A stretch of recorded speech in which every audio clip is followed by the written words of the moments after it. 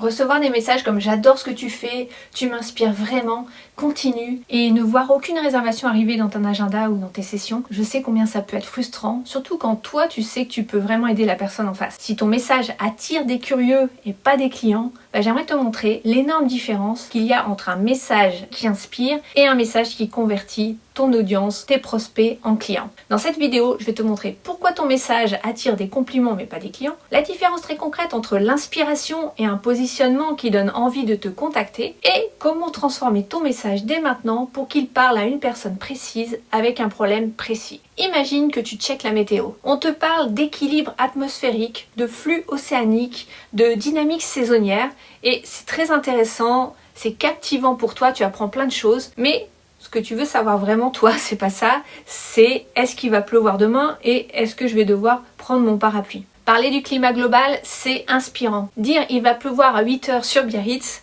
ça influence directement ton comportement, ce que tu vas faire comme action derrière. Et dans le bien-être, il y a beaucoup de messages qui ressemblent à un documentaire sur le climat. On parle d'alignement, on parle d'énergie, on parle d'harmonisation globale. Et il y a de la profondeur souvent dans les partages, mais la personne en face, elle reste avec ses questions. Ok, mais est-ce que ça va m'aider avec mes insomnies? Est-ce que ça va m'aider à régler mes problèmes de couple?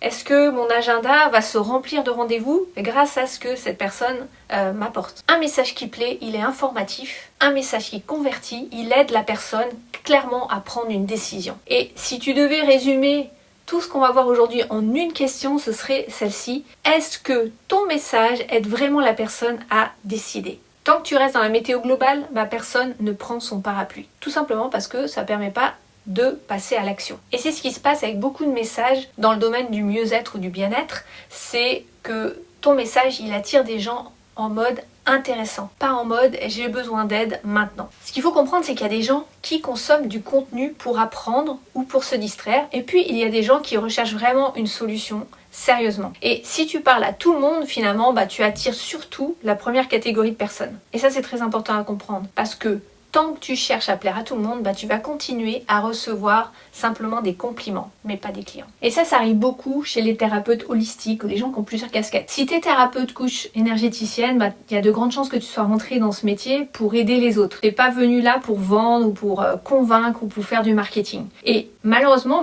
peut-être que ton message, il n'aide pas les gens à décider. Et derrière, il y a souvent 3 raisons. La première chose, c'est la dispersion dans ta communication dans ton message.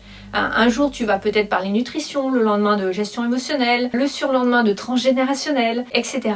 C'est pertinent de parler de chaque sujet, d'accord? Mais ça crée de l'incohérence, de la confusion chez les clients potentiels. Parce qu'au moment où ils commencent à se dire « Ah ça c'est intéressant, ça me parle, ça me concerne en fait », et toi tu vas changer de sujet. Et ça se joue souvent inconsciemment, mais la personne va se dire « Ah, peut-être que finalement, c'est pas pour moi ». Un message qui est trop large, certes, il attire, mais il n'engage pas. Un message ciblé, lui, il engage. Si tu annonces la pluie, puis tu parles du climat tropical, puis des marées, on ne sait plus trop s'il faut sortir son parapluie ou ses lunettes de soleil. Deuxième chose que je constate, c'est souvent qu'il y a un message qui est diffusé qui est tiède. Alors, il n'est pas vraiment précis, il n'est pas vraiment polarisant non plus, il est un petit peu entre deux. Et donc, si tu es dans l'inspiration douce, en disant « je t'accompagne vers plus de légèreté et d'équilibre », c'est mignon, mais personne ne ressent le besoin urgent d'agir pour changer sa vie. Parce qu'un message doux, il est rassurant, mais il provoque aucun engagement. Et la troisième chose que je constate, c'est l'absence de direction claire. Si tu donnes beaucoup de valeur, beaucoup de contenu gratuit, c'est top, mais s'il n'y a pas une porte d'entrée claire pour savoir comment faire ensuite, comment te contacter, comment entrer en relation avec toi, si tu guides pas les gens vers ça pour dire voilà la prochaine étape, réserve ici, c'est pour toi si, blablabla, les gens ils vont aimer ce que tu partages, peut-être même qu'ils vont partager ton contenu à des copains parce que c'est inspirant, mais ils vont passer à autre chose. Ils vont pas prendre rendez-vous avec toi. En d'autres termes, ça n'oriente pas la personne pour qu'elle prenne une vraie décision. Alors maintenant, est-ce que ça veut dire qu'on doit utiliser un marketing qui soit agressif ou qui soit clivant juste pour le plaisir ou qui soit choquant pour déclencher quelque chose chez la personne qui te lit ou qui voit ton contenu? Alors non, heureusement. Ça veut simplement dire que tu dois choisir une voie. Parce qu'encore une fois, un message qui convertit, c'est un message qui fait toujours une chose, il aide la personne à décider. Et pour aider à décider, il y a 2 chemins possibles. Le premier chemin, c'est de polariser par tes valeurs. Polariser, ça veut dire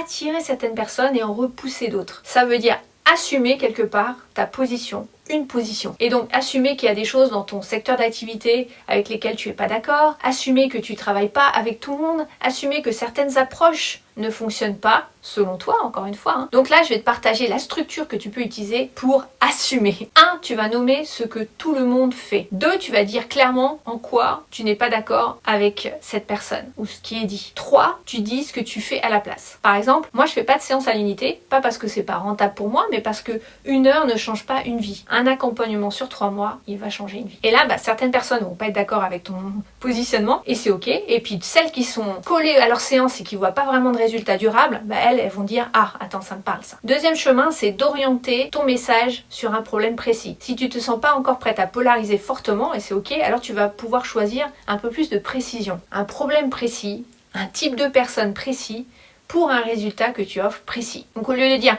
j'accompagne les femmes qui se sentent perdues, tu peux dire j'accompagne les femmes de 45 ans qui ont tout fait comme il faut, elles ont coché toutes les cases, boulot, famille, belle maison, etc.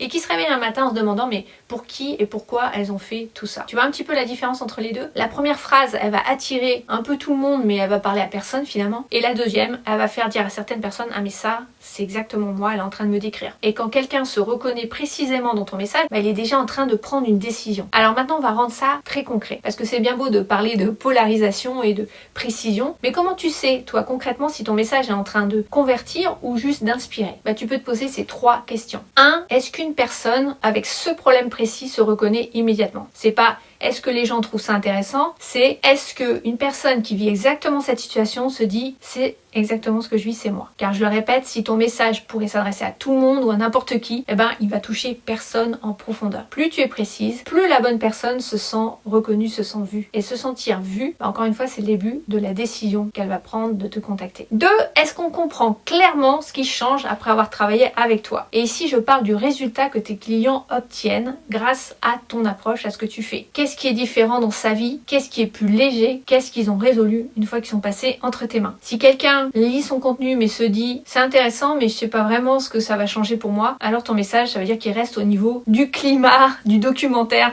comme on a vu juste avant. Les gens n'achètent pas une anamnèse poussée, ils achètent le fait de mieux dormir, c'est-à-dire le résultat. 3.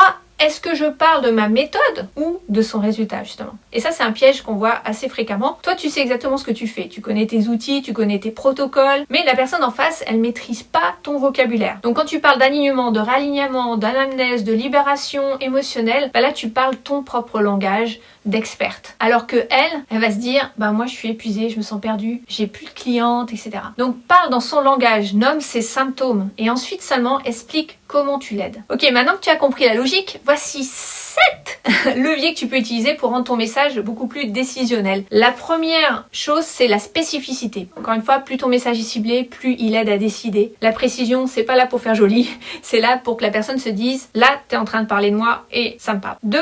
L'idée contre-intuitive. C'est une idée qui va à l'encontre, à contre-courant de ce que les gens croient communément ou ce qu'ils ont déjà en tête. Par exemple, si tu dis les thérapeutes qui remplissent leur agenda ne travaillent pas plus que les autres, ils ont juste arrêté d'essayer de convaincre. Là, tu vas réveiller quelque chose dans la personne, ça crée une espèce d'arrêt sur image, tu vas piquer la curiosité et la personne se dit attends quoi? Qu'est-ce qu'elle raconte là? Ça va lui donner envie de découvrir la suite. 3.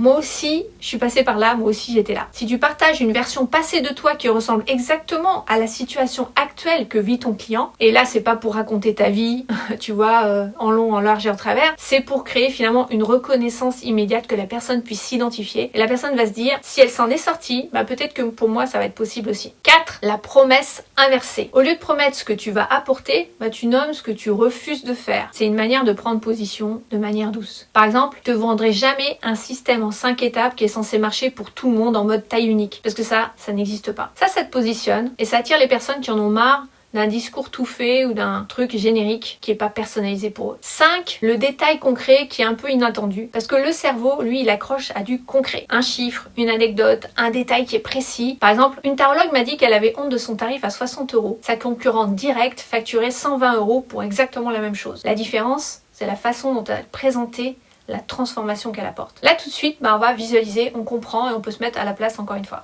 6. Le miroir qui est un peu douloureux sans faire culpabiliser la personne. Donc tu vas décrire la situation de ton client avec précision telle qu'elle ne se sente pas jugée. Par exemple, tu passes des heures sur tes posts, tu les retravailles, tu hésites, tu publies avec un peu d'appréhension et là tu as juste de lacs, tu n'as pas de clients qui te suivent et tu te demandes si le problème c'est toi. Quand c'est juste, quand ça sonne juste, la personne va se reconnaître facilement. Et 7, ça va être ton histoire qui va être racontée d'une autre façon. Tout le monde a une histoire, mais la plupart des thérapeutes ou des coachs la racontent de la mauvaise façon. Soit, ils la racontent pas du tout en fait, soit ils la racontent un peu comme un CV, en accumulant les dates et ce qu'ils ont fait, soit ils la racontent comme une success story qui les met sur un piédestal et avec aucun point de vulnérabilité ou à laquelle peut se référer le client. Et la bonne façon, c'est vraiment de trouver dans ton histoire le moment où tu étais exactement là où en est ton client maintenant. C'est un peu le carrefour, le moment de doute, le signal que quelque chose devait changer. Parce que, encore une fois, quand ton client reconnaît sa propre situation à travers ton histoire, à travers ton parcours, il se dit pas cette personne est inspirante, il se dit ah, elle s'en est sortie, pour moi ça va être possible encore une fois aussi. Ok, maintenant tu peux continuer à publier des choses profondes, inspirantes, justes et recevoir des j'adore ce que tu fais, ou tu peux commencer à annoncer la pluie, pas le climat, la pluie ou le beau temps à 8h dans la bonne ville pour la bonne personne. Parce que la vraie question derrière ça, c'est est-ce que mon contenu, au-delà du fait d'être intéressant, il aide vraiment quelqu'un à décider, tu l'as compris. Et si tu veux structurer un message qui fait pas qu'inspirer, mais qui aide vraiment à décider, tu peux regarder la vidéo qui est juste là ou cliquer sur le lien dans la description.